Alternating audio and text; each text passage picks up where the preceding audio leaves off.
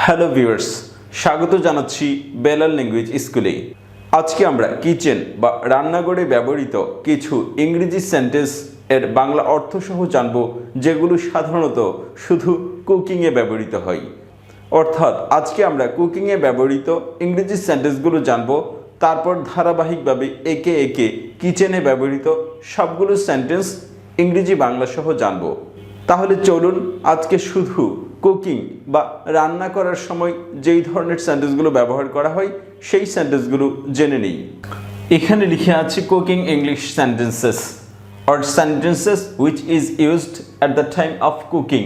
প্রথম সেন্টেন্সটি হচ্ছে turn the নবস on, অর্থাৎ চুলোর সুইচটি চালু করুন। টার্ন দ্য নবস অন, চুলোর সুইচটি চালু করুন। অর্থাৎ চুলোতে যে সুইচটি ব্যবহৃত হয় এটাকে ইংরেজিতে বলা হয় নব। তারপরের সেন্টেন্সটি হচ্ছে স্ট্রেইন দ্য হট টি, গরম চাটা ছেঁকে দিন। স্ট্রেইন দ্য হট টি, গরম চাটি ছেঁকে দিন। স্ট্রেইন মানে হচ্ছে ছাঁকা। তারপর হচ্ছে I am baking the cake, আমি পিঠাটি ছেঁকছি। I am baking the cake, আমি পিঠাটি ছেঁকছি, অর্থাৎ ছেঁকা। বেক মানে হচ্ছে ছেঁকা। তারপর হচ্ছে বয়েল দ্য মিল্ক, দুধটি ফুটান। বয়েল দ্য মিল্ক, দুধটি ফুটান। অথবা বয়েল আপ দ্য মিল্ক, দুধটি ফুটান বা গরম করুন। বয়েল আপ দ্য মিল্ক, দুধটি ফুটান বা গরম করুন। ওয়ার্ম আপ দ্য মিল্ক, দুধটি উষ্ণ গরম করুন। ওয়ার্ম আপ দ্য মিল্ক, দুধটি উষ্ণ গরম করুন। Turn the heat on to high, তাপমাত্রাটি উচ্চতে নিয়ে যান। Turn the heat on to high, তাপমাত্রাটি বাড়িয়ে দিন। And leave it on the high, এবং এভাবেই রাখুন। And leave it on the high, এবং এভাবেই রাখুন। টু শিমার দ্য মিল্ক, দুধটি গরম করতে। টু শিমার দ্য মিল্ক, দুধটি গরম করতে। শিমার মানে হচ্ছে ফ্রাই বা বয়েল, গরম করা। Turn the heat on to high and leave it on the high to simmer the milk, দুধটি গরম করার জন্য তাপমাত্রাটি বাড়িয়ে দিন এবং এভাবেই রাখুন। তারপরে দেখুন stair the soap very gently, হালকাভাবে সোপটি নাড়া দিন। Stair the soap very gently, হালকাভাবে সোপটি নাড়া দিন। স্টিয়ার মানে হচ্ছে নাড়ানো বা চতুর্দিকে কোনো কিছু দিয়ে ঘোরানোকে বলা হয় স্টিয়ার। তারপরে হচ্ছে reduce heat to slow and cover the pot. Reduce heat to slow, তাপমাত্রা কমিয়ে দিন। অ্যান্ড কভার দ্য পট, এবং পাত্রটি ঢেকে দিন। রিডিউস হিট টু স্লো, তাপমাত্রা কমিয়ে দিন। অ্যান্ড কভার দ্য পট, পাত্রটি ঢেকে দিন। স্টিয়ার দ্য সোপ অকেশনালি, মাঝে মধ্যে স্যুপটি নাড়া দিন।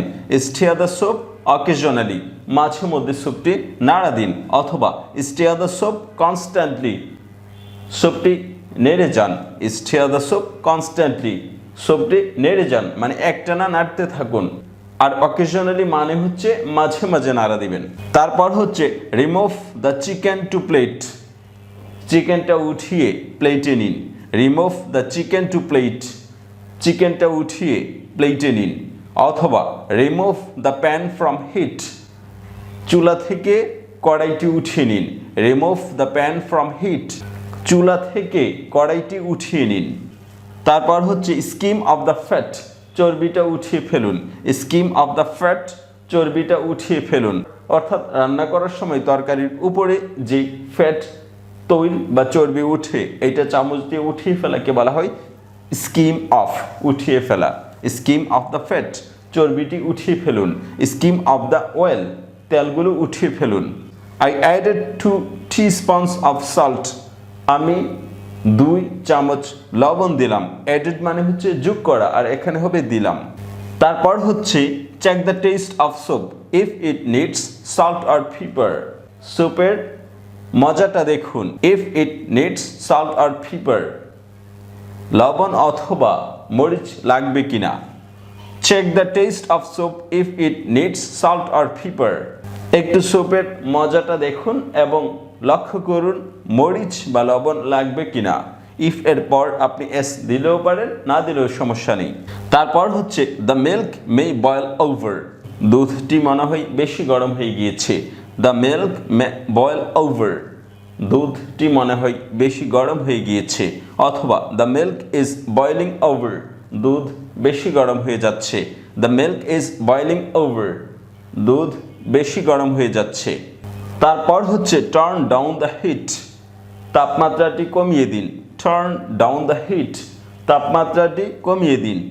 অথবা টার্ন আপ দ্য হিট, তাপমাত্রা বাড়িয়ে দিন। টার্ন আপ দ্য হিট, তাপমাত্রা বাড়িয়ে দিন বা চুলাটি বাড়িয়ে দিন। রিডিউস হিট টু লো, চুলাটি কমিয়ে দিন অথবা তাপমাত্রা কমিয়ে দিন। রিডিউস হিট টু লো, চুলাটি কমিয়ে দিন বা তাপমাত্রা কমিয়ে দিন। রিডিউস হিট টু মিডিয়াম, চুলাটি কমিয়ে মাঝামাঝি রাখুন। রিডিউস হিট টু মিনিমাম, তাপমাত্রা কমিয়ে মাঝামাঝি রাখুন। Boil the milk until it bubbles, দুধটি ফুটাতে থাকুন যতক্ষণ না এইটা বাবল হয়। তারপর হচ্ছে turn over and fry on both side, খাবারটি উল্টিয়ে উভয় পাশে ভাজুন। অথবা turn over cake and fry on both side, পিঠাটি উল্টিয়ে দিন এবং উভয় পাশে ভাজুন। তারপর হচ্ছে I am frying the fish, আমি মাছ ভাজছি। I am frying the fish, আমি মাছ ভাজছি। তারপর হচ্ছে cover the food and cook, খাবারটি ঢেকে দিন এবং রান্না করুন। Cover the food and cook, খাবারটি ঢেকে দিন এবং রান্না করুন। The tomato are under cooked, টমেটোটা রান্না হয়নি। The tomato are under cooked, টমেটোটা রান্না হয়নি মানে কাঁচা রয়ে গিয়েছে। The tomato are not soft yet, টমেটোটা এখনো নরম হয়নি। The tomato are not soft yet, টমেটোটা এখনো নরম হয়নি মানে কাঁচা রয়ে গিয়েছে। অথবা the tomato are over cooked, টমেটোটা বেশি রান্না হয়ে গিয়েছে। The tomato are over cooked, টমেটোটা বেশি রান্না হয়ে গিয়েছে। অথবা the curries are over cooked, তরকারিটা বেশি রান্না হয়ে গিয়েছে। এখানে টমেটো লিখেছি, এটা প্লুরাল করে দিবেন। The tomatoes are under cooked, টমেটোটা রান্না হয়নি। তারপরেরটি হচ্ছে it is not cooked yet, ইহা এখনো রান্না হয়নি। It is not cooked yet, এইটা এখনো রান্না হয়নি। স্প্রিঙ্কল পাউডার ওভার ফুড, খাবারের উপর পাউডার ছিটিয়ে দিন। স্প্রিঙ্কল পাউডার ওভার ফুড, খাবারের উপর পাউডার বা গোড়া ছিটিয়ে দিন। তারপর হচ্ছে clean the stove before cooking, রান্না শুরুর আগে স্টোভটি পরিষ্কার করে নিন।